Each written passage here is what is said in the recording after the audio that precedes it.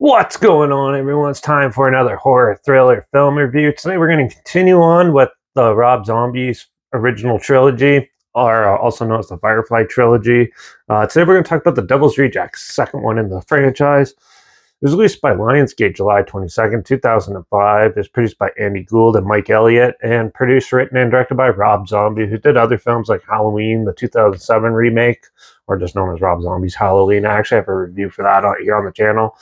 He also did Halloween 2, the 2009 version remake. I have a review for that on the channel too. He also did House of 1000 Corpses, the last review I did.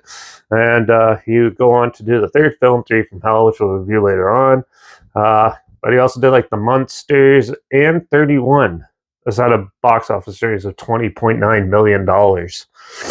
So The Devil's Rejects, well, we were hanging out with the Firefly clan, obviously, again, where they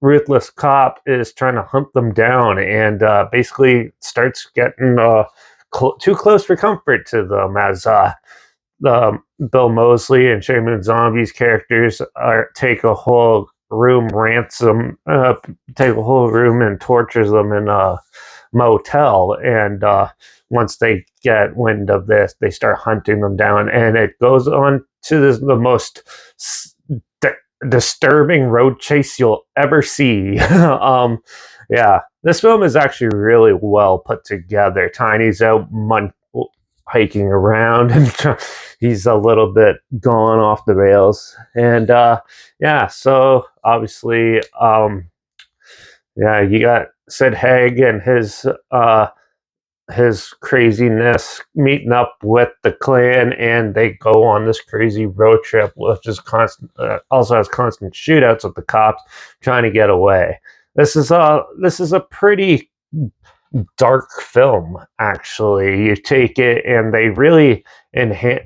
Rob Zombie really tries to expand the characters. You get more of the personal feel with them, and overall, the more brutality they can have in their desperation and stuff. It takes basically the Texas Chainsaw Massacre sort of style and really brutally takes it on the road. And it's actually a pretty fun, thrilling movie. There's a lot of disturbing scenes because some people get caught up and taken with them and stuff, and it really shows. It gets to be one of the more darker films out of all of Rob Zombie's films, and I actually really enjoyed this one. I actually liked it a lot. It's definitely one of my favorite Rob Zombie movies. I think this one's actually better than the original, like the House 1000. This is a good step up. Great way to continue the story, and really brings home the characters and has a pretty good, solid conclusion for it. There's Overall, the cinematography is actually better in this one. It definitely feels more of like an actual film. It doesn't feel like a music video half the time and stuff. They definitely try the cinematography and everything. Try to put in as much effort to make it feel like a brutal 70s horror exploitation type of film, but you feel it for most part.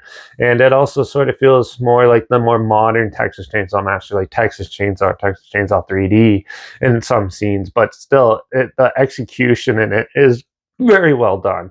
The music complements it really well, and overall the special effects in it, from the makeup to the shootout scenes and everything like that, looks so fantastic. The acting is really good, and overall the characters are actually fleshed out. You kind of feel for them while they're going through this, even though it's very dark and they're doing some pretty brutal stuff. You do sort of feel for them throughout the film, and this is definitely one of the better sequels in a franchise than most franchises ever put out.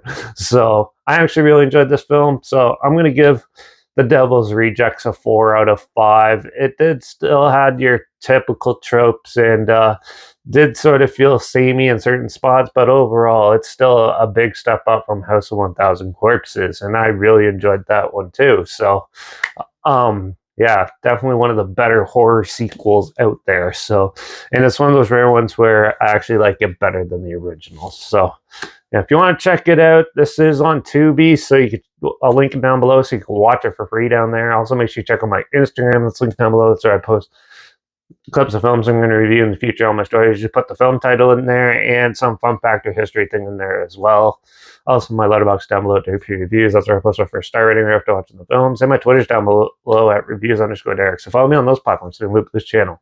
Like this video, share some more people wherever. Comment your opinions of the film down below if you have any. If you have any films or film franchise in any genre and on any streaming service that you want to hear my opinions on in the future, comment those down below too. I'll try my best to get to them as soon as I can and if I can find them. Also, let me know your favorite one of the Rob Zombie original trilogy films are down there as well, if you have one. And yeah, so make sure you subscribe. Hope you learned something weird, obscure, and odd. They probably never thought checking out together, and also show you my opinions on popular films. Also show you my opinions on popular films that come out, classic films, and reviews on other things as well. And don't forget to ring that bell because we're actually not going to do the third one yet. So I'm actually going to talk about a little Kevin Smith movie known as Red State, another thriller, in the next review. So make sure you tune in for that.